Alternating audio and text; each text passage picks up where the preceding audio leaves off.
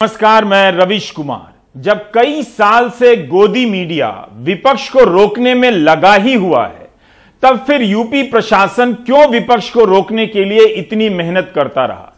जिस पुलिस और कानून व्यवस्था को काम करने देने के नाम पर विपक्ष को रोका गया, उसका कुछ रिकॉर्ड शुरू में बता देता हूं। बलात्कार के एक मामले में बीजेपी के पूर्व विधायक कुलदीप सिंह सेंगर को लेकर कौन सी कानून व्यवस्था किस तरह से काम कर रही थी, आप फिर से उस स्टोरी को सर्च कर लीजिए। गोरखपुर में मनीष गुप्ता की हत्या के संबंध में मुआवजे और नौकरी का ऐलान तो हो गया, लेकिन अभी तक पुलिस ने 6 पुलिस वालों को गिरफ्तार नहीं किया है। पिछले साल उसी गोरखपुर की पुलिस के एक सब इंस्पेक्टर और 2 सिपाहियों ने सराफा व्यापारियों से 35 लाख का सोना चांदी लूट लिया था। 3 पुलिस वाले गिरफ्तार हुए थे। पिछले 1 साल से महोबा का पूर्व एसपी आईपीएस मणिलाल पाटीदार फरार है। उस पर बिजनेसमैन इंद्रकांत त्रिपाठी की हत्या का आरोप है। इसके बाद भी गोदी मीडिया के कारण मुमकिन है कि कई लोगों को विपक्ष का इस तरह से रोका जाना गलत नहीं लगा होगा। ऐसे लोगों को अब गलत लगता ही नहीं है। आज गांधी होते और चंपारण जा रहे होते तो गोदी मीडिया के एंकर गांधी को भी आतंकवादी बता रहे होते और कह रहे होते कि गांधी जी दक्षिण अफ्रीका से आकर चंपारण राजनीतिक पर्यटन करने जा रहे हैं। किसानों के पास गांधी चलकर नहीं गए होते तो आजादी की लड़ाई में महत्वपूर्ण मोड़ आता ही नहीं। अगर वल्लभ भाई पटेल बारदोली सत्याग्रह में किसानों के बीच नहीं गए होते तो वहां की महिला किसानों ने उन्हें सरदार नहीं कहा होता। गोदी मीडिया ने आपकी नजरों में लोकतंत्र की हत्या की प्रक्रिया पूरी कर दी है। क्यों मार रहे हो भैया? उन्हें सांसद है, वो सुप्रीम कोर्ट में ले जाएंगे आप लोगों को। ये क्या तरीका है? आप सांसद के साथ ये बिहेव करोगे? भैया छोड़ो उनको। बैठेंगे मैडम के साथ बैठेंगे। तमीज से करिए काम।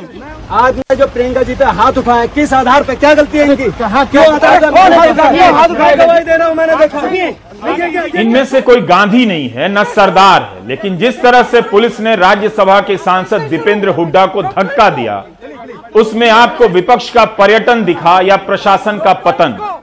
यह धक्का दीपेंद्र हुड्डा को नहीं, देखने वालों को दिया गया है, ताकि आप समझ लें कि विपक्ष मंजूर नहीं है। हटो यार यहाँ से, सामने से हटो। ठीक इसी तरह से पिछले साल इसी वक्त हाथरस में तृणमूल के सांसद डेरेक ओब्रायन को धक्का दिया गया था।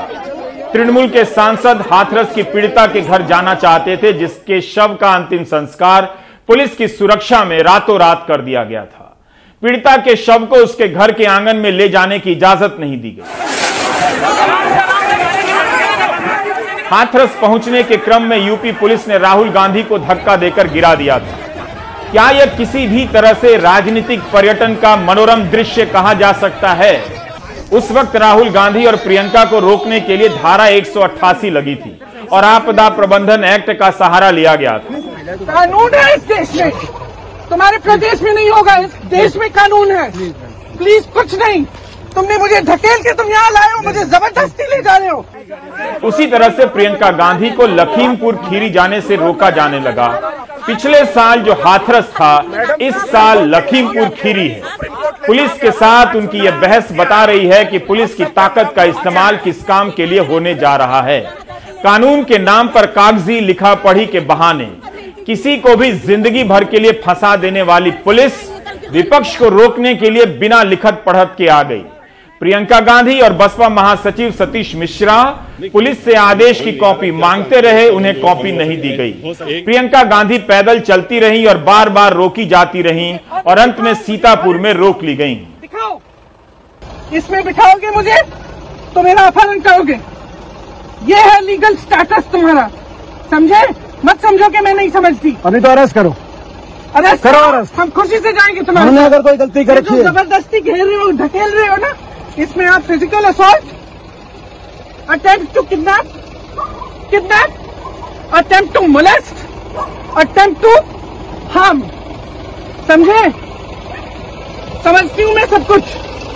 छू के देखो मुझे, जाके अपने अफसरों से और अपने मंत्रियों से जाके वारंट लाओ, ऑर्डर लाओ, समझे? और महिलाओं को आगे मत करो। महिला से बात करना सीखो, समझे? महिला संबंधित महिला कानून है इस देश में, तुम्हारे प्रदेश में नहीं होगा, इस देश में कानून है। प्लीज कुछ नहीं, तुमने मुझे ढकेल के तुम यहाँ लाए हो, मुझे जबरदस्ती ले जा रहे हो और तुम्हारा कोई हक नहीं है, समझे? कोई हक नहीं है। गोदी मीडिया इस पूरी प्रक्रिया को हल्का करता रहा और आप नागरिक होने की अपनी जवाबदेही से हल्के होते रहे। एक बोगस तर्क को स्वीकार करते रहे कि विपक्ष राजनीतिक पर्यटन कर रहा है। दरअसल पर्यटन ये लोग कर रहे थे जब विदेशी सांसदों को भारी सुरक्षा के बीच श्रीनगर में घुमाया गया। कभी इसका पता कीजिएगा, किसी रहस्य से यह घटना कम नहीं। 2019 के अगस्त में श्रीनगर एयरपोर्ट से विपक्ष को दिल्ली वापस कर दिया गया। वे देसी होकर कश्मीर नहीं जा सके, ये विदेशी होकर कश्मीर घूमते रहे। जब भी आपके भीतर विपक्ष मारा जाएगा, विदेशी घूमने आएगा। कश्मीर में विपक्ष के नेता साल साल भर नजरबंद किए गए और सरकार की तरफ से झूठ बोला जाता रहा। यूपी में इस मामले में झूठ बोलने की जरूरत भी नहीं है। सुबह सुबह अखिलेश यादव के घर के बाहर की यह तस्वीर बता रही है कि विपक्ष किसकी कृपा पर है। यह कोई सामान्य दृश्य नहीं है। पहली बार विपक्ष यहां नहीं रोका गया है। घर के बाहर यह ट्रक लगा दिया गया है। इसे देखते ही आपको यह दृश्य याद आ जाना चाहिए। बड़े बड़े कंटेनर जब पिछली सर्दियों में किसानों को रोकने के लिए लगाए गए थे। कम से कम यह बड़ी बड़ी नुकीली कीलें तो याद आ जानी चाहिए, या फिर कटीली तारें जिनके सहारे किसानों को दिल्ली में घुसने से रोका गया। सपा नेता अखिलेश यादव को हिरासत में ले लिया गया। अंग्रेजों से भी ज्यादा जुल्म हुआ है किसानों पर। इतना अन्याय, इतना जुल्म अंग्रेजों ने भी नहीं किया जितना किसानों के ऊपर ये भारतीय जनता पार्टी की सरकार कर रही है। और किसी की, ये केवल समाजवादी पार्टी नहीं, न जाने कितने लोग कह चुके हैं कि किसी की भी जान ले सकती है सरकार। और ये पूरी तरीके से भारतीय जनता पार्टी की सरकार असफल हुई है। सबसे पहले गृह राज्य मंत्री को इस्तीफा देना चाहिए। गृह राज्य मंत्री के साथ साथ जो मुख्यमंत्री उप थे, उनका कार्यक्रम था, जिनकी जिम्मेदारी थी कि कानून व्यवस्था बिगड़े नहीं, जब पूरी जानकारी थी तो आखिरकार वो जिम्मेदारी से कैसे हट सकते हैं, उनको भी इस्तीफा देना चाहिए। भीम आर्मी के चंद्रशेखर रावण को भी रोका गया, लेकिन वे लखीमपुर खीरी पहुंच गए। टोल के नाके पर दौड़ते भागते जयंत चौधरी को आप पर्यटन करते नहीं देख रहे हैं, बल्कि वही करते हुए देख रहे हैं जो एक नेता को लोकतंत्र में करना ही चाहिए। जहां किसानों की हत्या हुई है वहां जाना ही चाहिए। पैदल जाना चाहिए या नंगे पांव जाना चाहिए। यह पर्यटन नहीं है, बल्कि राजनीति में होने का यही मतलब है।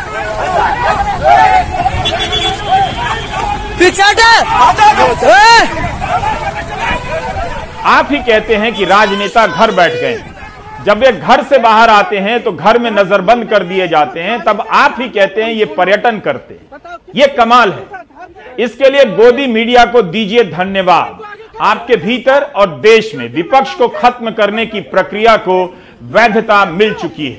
इस खुशी के मौके पर आप 110 रुपए लीटर पेट्रोल भराते रहिए।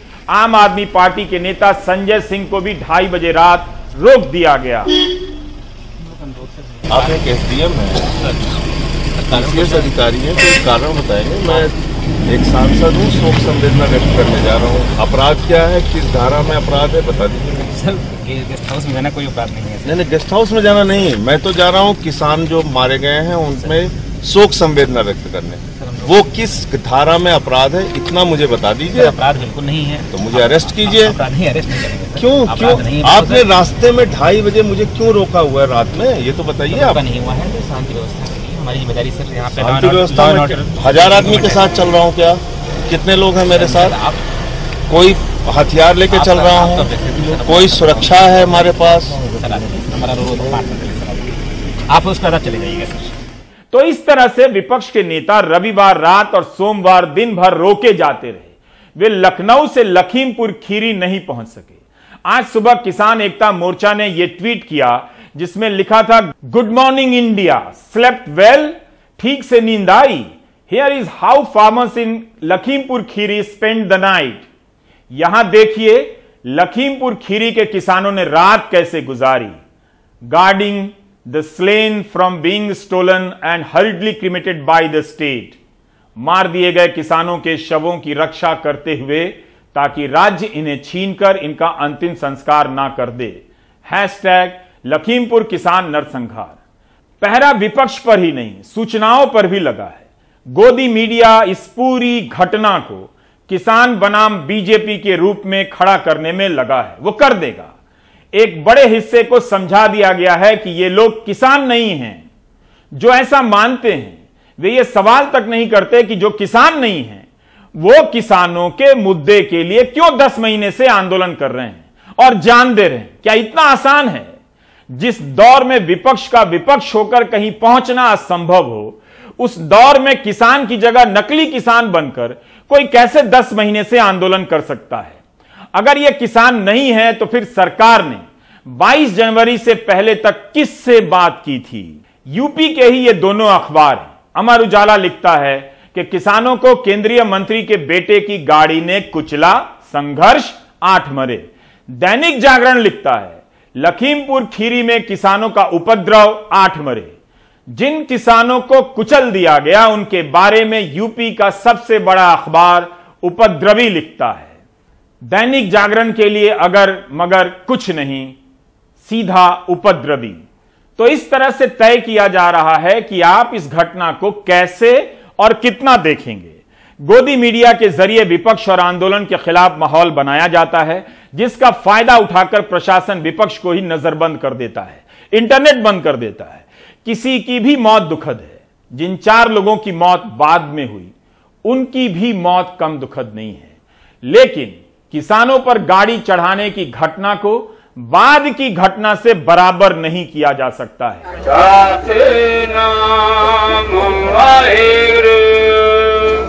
मारे गए 4 किसानों में से 3 32 साल, 20 साल और 24 साल के। एक किसान की उम्र 60 साल है। दलजीत सिंह, गुरविंदर सिंह बहराइच के हैं जो लखीमपुर खीरी आए होंगे। लवप्रीत सिंह और नक्षत्र सिंह खीरी के ही हैं। कुछ किसान घायल भी हुए। रात भर किसानों के शवों के साथ जागते रहे। उन्हें लगा कि प्रशासन जबरन अंतिम संस्कार करा देगा। हाथरस में पुलिस ने इसी तरह बलात्कार की पीड़िता के शव का अंतिम संस्कार आधी रात कर दिया था। किसानों की मांग थी कि हत्या का मुकदमा दर्ज हो और केंद्रीय गृह राज्य मंत्री अजय मिश्रा टेनी के बेटे आशीष मिश्रा को गिरफ्तार किया जाए। किसान नेता राकेश टिकैत और पुलिस के बीच बातचीत भी हुई, जिसके बाद किसान अंतिम संस्कार के लिए तैयार हो गए। राकेश टिकैत और एडीजी कानून व्यवस्था प्रशांत कुमार ने साझा प्रेस कॉन्फ्रेंस में हाईकोर्ट के रिटायर्ड जज से मामले की जांच करने की बात कही। किसानों की एक कमेटी होगी जो प्रशासन से इस मामले में संपर्क में रहेगी। मृतक किसानों को 45 लाख मुआवजा दिया जाएगा और परिवार के एक सदस्य को योग्यता के अनुसार नौकरी दी जाएगी। घायलों को 10 लाख का मुआवजा मिलेगा। किसानों ने इस जगह का धरना समाप्त किया और अंतिम संस्कार की कार्यवाही शुरू हो सकी। होता हुआ यहाँ पे उसकी जो घोषणा अधिकारी हमारे लखनऊ से आए हैं वे इसकी घोषणा करेंगे कि किन चीजों पे सहमति बनी है। वो पूर्ण रूप से गिरफ्तारी पे भी बनी है, एफआईआर भी दर्ज हुई है, सारी चीजें हुई है और जो पैसों की भी घोषणा हुई है 45 लाख रुपया मृतक के परिवार को मिलेंगे, ये हुई है। और जो गिरफ्तारी है वो भी होगी। सारी की सारी जो भी लिख के कल एफआईआर की कॉपी दी थी वो पूरी की पूरी उसमें दर्ज है। वो पूरी एक कॉपी हमारे पास मौजूद चुकी है। एफआईआर में 15 लोगों के नाम हैं। इनमें केंद्रीय गृह राज्य मंत्री अजय मिश्रा टेनी और उनके बेटे आशीष मिश्रा का भी है। क्या उनके मंत्री रहते निष्पक्ष जांच हो सकती है? क्या पिता के मंत्री रहते बेटे के बारे में सही से जांच हो सकती है? यूपी की पुलिस केंद्रीय मंत्री अजय मिश्रा टेनी के बेटे अभय मिश्रा को गिरफ्तार कर पाएगी? यह वही जीप है जिसे किसानों ने आग लगा दी और भी गाड़ियां जली। बताया गया कि इसी जीप से किसानों को कुचला गया और इसमें मंत्री के बेटे आशीष मिश्रा भी थे। उनके बेटे और मंत्री दोनों का कहना है कि आशीष जीप में नहीं थे, जीप उनका ड्राइवर चला रहा था। ड्राइवर की भी हत्या हो चुकी है। मिश्रा का कहना है कि इस गाड़ी में अगर उनका बेटा होता तो गुस्साए किसान उसे जिंदा नहीं छोड़ते। कार ड्राइवर चला रहा था और उन्हें बताया गया कि पत्थर चलाने के कारण ड्राइवर ने नियंत्रण खो दिया। केंद्रीय मंत्री अजय मिश्रा के हलफनामे में थार जीप का जिक्र है और नंबर भी यही है। कह रहे हैं आप स्पॉट पे थे और ऐसे वीडियोस कुछ हैं जो आप दिखाएं कि भाई आप उस टाइम स्पॉट पे थे, या स्पॉट मतलब जहां ये कार्यक्रम हो रहा था वहां दंगल के स्थान पर था, जो कि बनवीरपुर में प्राथमिक विद्यालय में दंगल का आयोजन होता, मैं वहीं पर था सुबह से लेकर के दंगल के समापन तक। ऐसे आरोप लग रहे हैं कि जो भी आपकी गाड़ी में थे, आप नहीं हो आप ऐसा कह रहे हैं, लेकिन जो भी थार, फॉर्च्यूनर और दूसरी गाड़ी में थे उन्होंने तेज गति से किसानों के ऊपर गाड़ी चढ़ाई और उसकी वजह से लोगों की मौतें हुई हैं। नहीं, बिल्कुल ऐसा बिल्कुल मिथ्या है ये। इसमें सच्चाई ये है कि हमारे कार्यकर्ता वहाँ से गए आदरणीय डिप्टी सीएम जी को रिसीव करने के लिए, तो वहाँ पर तिकोनिया, मेरे ख्याल से तिकोनिया क्रॉस हुए थे, तो वहाँ पर पथराव और लाठी ये उन्होंने, चूंकि थार गाड़ी हमारी आगे थी तो उस पर मारा गया। उसके मारने से हमारा वहाँ पर एक जो ड्राइवर था, हरिओम उसका नाम था, उसको वो पता नहीं उसी समय खत्म हो गया कि क्या रहा भगवान जाने, वो गाड़ी डिसबैलेंस हुई। वो गाड़ी डिसबैलेंस होने के बाद में एक तरफ पलटी पूरी, और उसमें बता रहे हैं कि जैसे मैं अपने आप को किसान कह रहे हैं, उसमें कोई 2 व्यक्ति चोटिल हुए या जख्मी हुए, चूंकि वो लखीमपुर जनपद के भी नहीं थे। लेकिन किसान तो थे ही, चाहे नहीं किसान भाई साहब, हम उनको तो किसान नहीं कहेंगे जो इस प्रकार की घटना करें। एक सवाल है, अगर जीप में सवार सभी की मौत हो गई तो मंत्री और उनके बेटे को किसने बताया कि किसानों ने पत्थरबाजी की है? उन्होंने वीडियो दिखाने की बात की थी, वो वीडियो अभी तक सामने नहीं आया है, ना ही वो प्रत्यक्षदर्शी जिसके अनुसार किसानों ने पत्थर चलाए। गोली चलाने की घटना पर भी स्पष्टीकरण की जरूरत है, किसने चलाई भी या नहीं। अब हम आपको 2 वीडियो दिखाना चाहते हैं। बहुत छोटा वीडियो है जिसे ठीक से समझ पाना आसान नहीं टीवी के लिए, तो हम इसे रोक रोक कर दिखाने की कोशिश करेंगे जिससे उस वक्त के हालात के बारे में कुछ अंदाजा हो सके। इस वीडियो में तेजी से कारों का काफिला गुजरता है और आप बाद की 2 सफेद कारों को देख पाते हैं। जो काली जीप है आगे बहुत तेजी से निकल चुकी है। यह भी देख रहे हैं कि सड़क के किनारे किसान खड़े हैं और कारें गुजर रही हैं। यह पता नहीं चलता कि कार ने किसानों को टक्कर मारी है या नहीं, लेकिन कुछ हुआ है। अब इस दूसरे वीडियो को देखिए। काले रंग की एक जीप दिखाई देती है जो थार हो सकती है। उसके गुजरने के बाद काले रंग की एक और बड़ी गाड़ी दिख रही है। किसान सड़क के किनारे जरूर खड़े हैं, लेकिन इन 2 वीडियो में हिंसक नहीं लग रहे हैं। कार का रास्ता नहीं रोक रहे हैं, काले झंडे जरूर दिखा रहे हैं। हम जानते हैं कि सोशल मीडिया से मिले इन 2 वीडियो से ही सारी बातें स्थापित नहीं हो सकती हैं और यह जांच का विषय भी है। YouTube पर गांव सवेरा नाम से चैनल चलाने वाले स्वतंत्र पत्रकार मनदीप पूनिया ने एक प्रत्यक्षदर्शी से बात की। इस व्यक्ति ने कहा है कि मंत्री के बेटे थार जीप में सवार थे। घटना के बाद जीप से वे उतरे और पुलिस उन्हें सुरक्षित रास्तों से लेकर निकल गई। 3:40 लगभग हो गए थे तो उम्मीद खत्म हो गई थी भी मंत्री अब आएंगे। तो अंदर से जब संयुक्त मोर्चे ने कॉल की भी आप लोग जहाँ से चलें घर के लिए, तो एक्चुअल जो मतलब कि मेन लीडर आने थे वो जिस साइड से आने थे लोग उधर के लिए वापसी घर के लिए चले गए। तो इधर नेपाल बॉर्डर पड़ता है, उधर के लिए तो कोई जाए नहीं, यहाँ पर मुख्यमंत्री जी ने जाना था। तो जब वह लोग जाने लगे, भीड़ बिल्कुल रोड पे आ गई, तो उसी समय हमारे जो मेन लीडर थे तेजिंदर विर्क, उनके ऊपर पर्सनली अटैक करने के लिए जो उनकी प्लानिंग थी, जब वो बाहर निकले तो उनको ऊपर बताया गया पीछे से बैक साइड से नेपाल बॉर्डर की तरफ से फॉर्च्यूनर और थार लगभग 40 से 50 की स्पीड में आई और पीछे सभी पुलिस, डीएम, एसपी सब उस साइड में थे। किसी ने कोई नहीं रोका, बैरिकेड लगी थी, हटा दी गई, गाड़ियां फुल स्पीड से आई, लोगों की पीठ थी पीछे से जब वो गाड़ियां आई और लोगों के ऊपर चढ़ती गई, कुचलती गई, लोगों को पता ही नहीं लगा भी अचानक ये हो क्या गया है। जहां पर आकर बस खड़ी थी सरकारी और बैरिकेड लगा था, जहां पर बस उनकी गाड़ियां रुक गई। गाड़ियां से उतरने के बाद पर्सनली जहां पर 50 से 60 पुलिस वाले खड़े थे, जब वो मंत्री जी का बेटा उतरा उन्होंने उनको कवर किया और इस तरफ गन्ने की तरफ ले गए और जब लोग पीछे भागे तो उन्होंने आगे से फायरिंग और आंसू गैस के गोले चलाए। तो अब इसकी भी जांच जरूरी है कि अजय मिश्रा के बेटे आशीष मिश्रा वहां थे या नहीं थे। मंत्री अजय मिश्रा ने एक बयान जारी किया है, उसमें भी वही बातें दोहराई गई हैं कि किसान अब तलवार जुड़ गया है, पत्थर और डंडों से लैस थे। उन्होंने तलवार और डंडे से हमला कर दिया और ड्राइवर हरिओम मिश्रा, बीजेपी के मंडल मंत्री श्याम सुंदर बूथ अध्यक्ष शुभम मिश्रा की हत्या कर दी। क्या यह पुलिस और मंत्री की थ्योरी है? अगर तलवारों से हत्या हो रही थी तब पुलिस क्या कर रही थी? मंत्री के लिखित बयान में किसानों के बारे में एक शब्द नहीं है।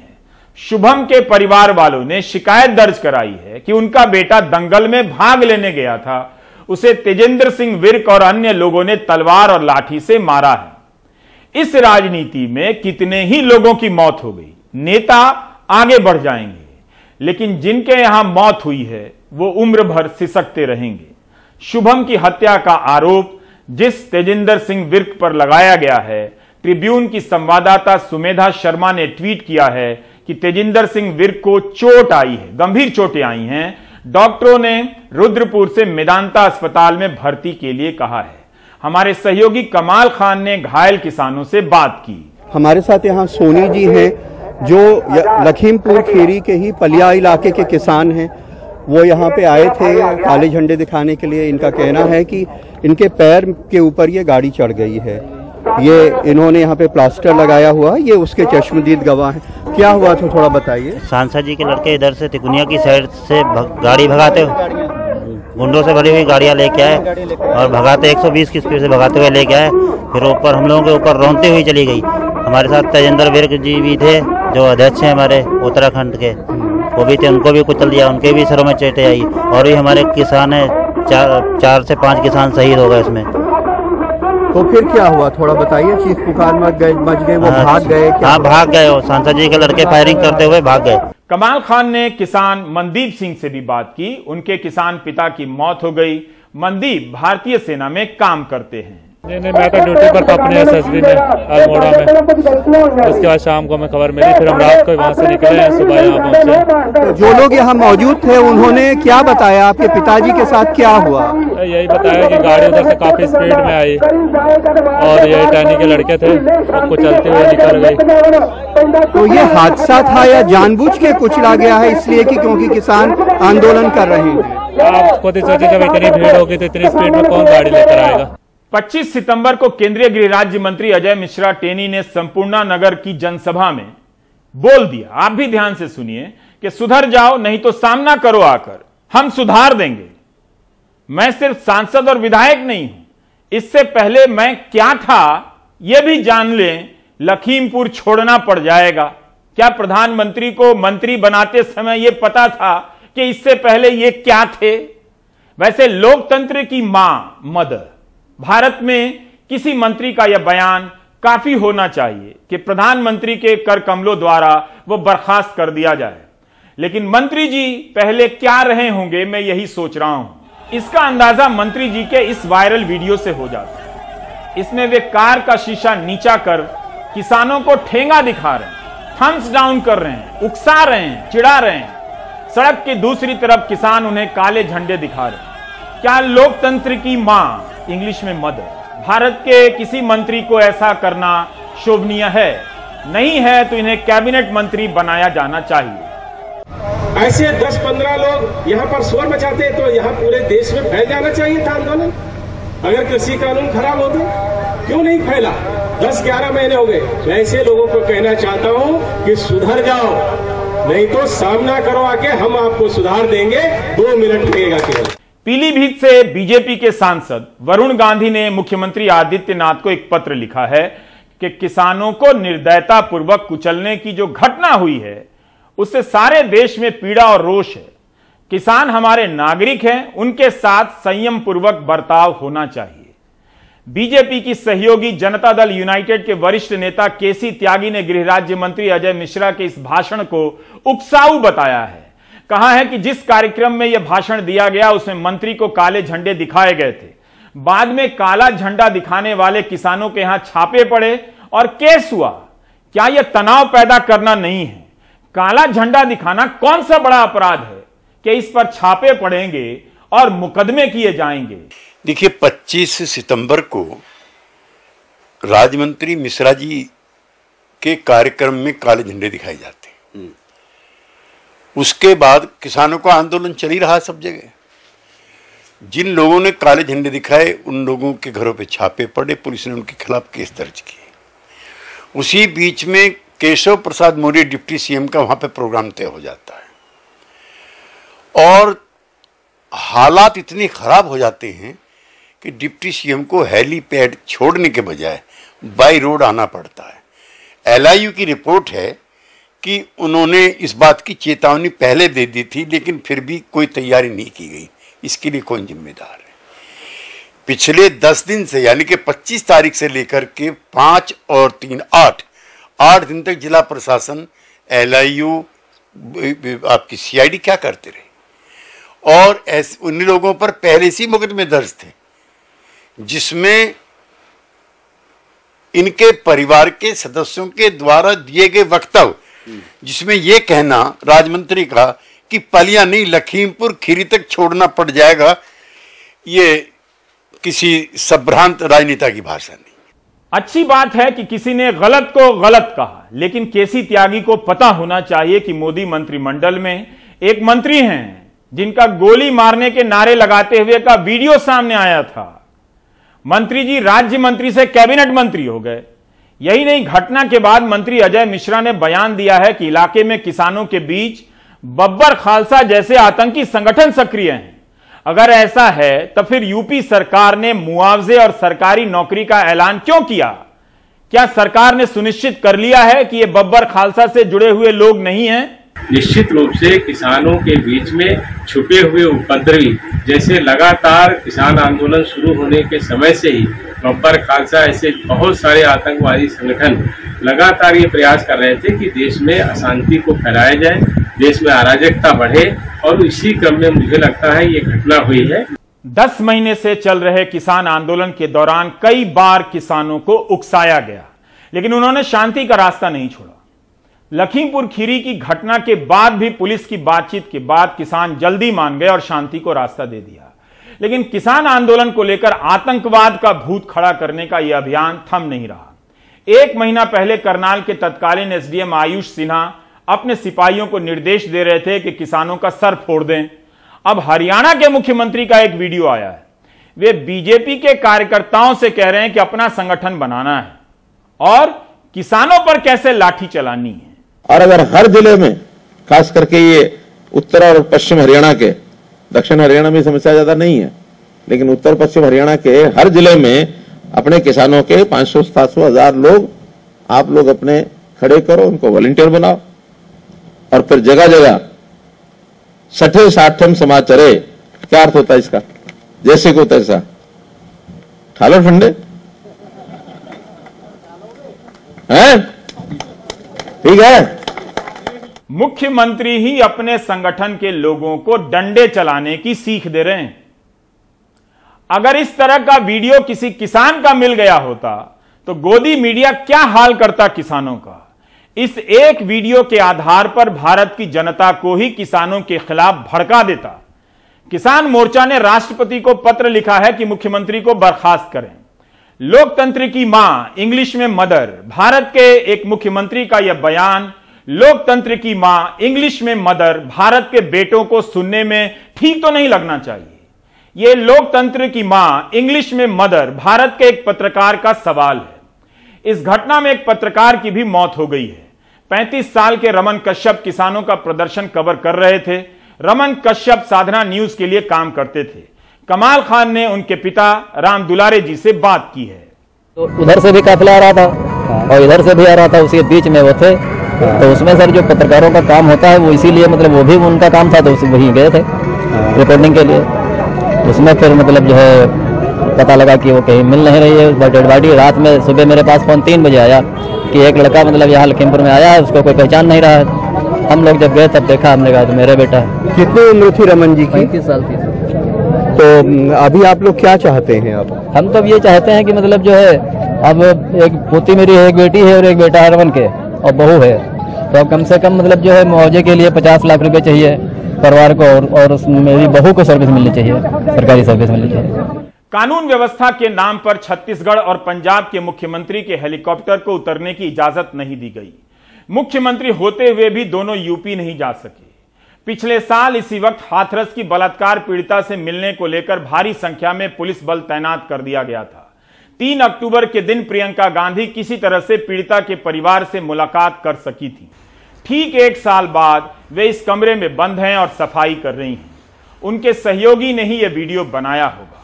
विपक्ष की राजनीति पर्यटन कही जाएगी, लेकिन राजनीति की यही प्रक्रिया है, जब नेता विपक्ष का महत्व समझते हैं और सत्ता की तासीर और उसकी सीमा भी, विपक्ष ही झुकने की विनम्रता देता है और झाड़ू उठाने का साहस। अगर विपक्ष की यह प्रक्रिया खत्म हो जाएगी तो सत्ता में बैठे लोग निरंकुश हो जाएंगे। प्रियंका गांधी भले ही किसानों तक नहीं पहुंच पाई, विपक्ष के नेताओं को इस बार भी रोका गया।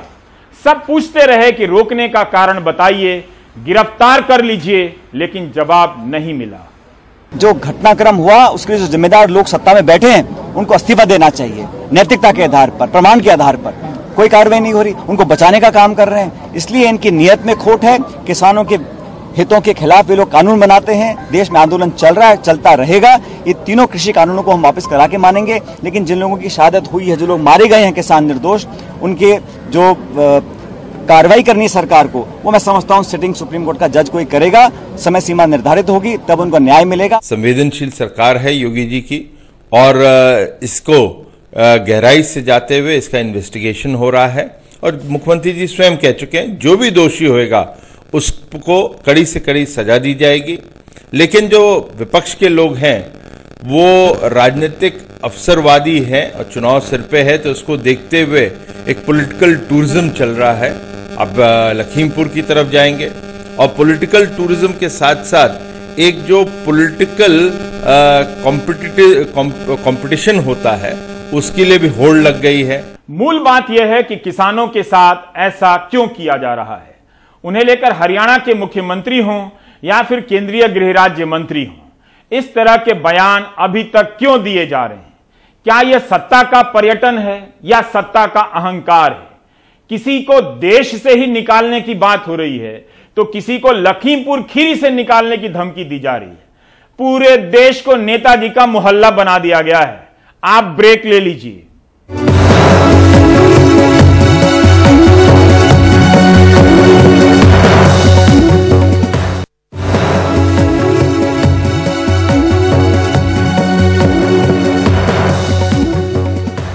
लखीमपुर खीरी में किसानों की हत्या को लेकर देश के कई इलाकों में प्रदर्शन हुए हैं।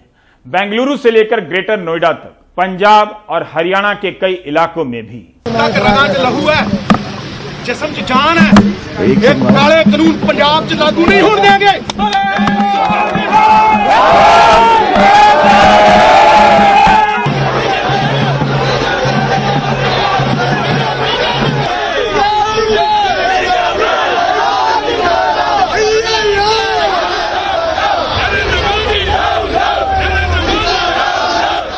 आप देख रहे थे प्राइम टाइम। नमस्कार।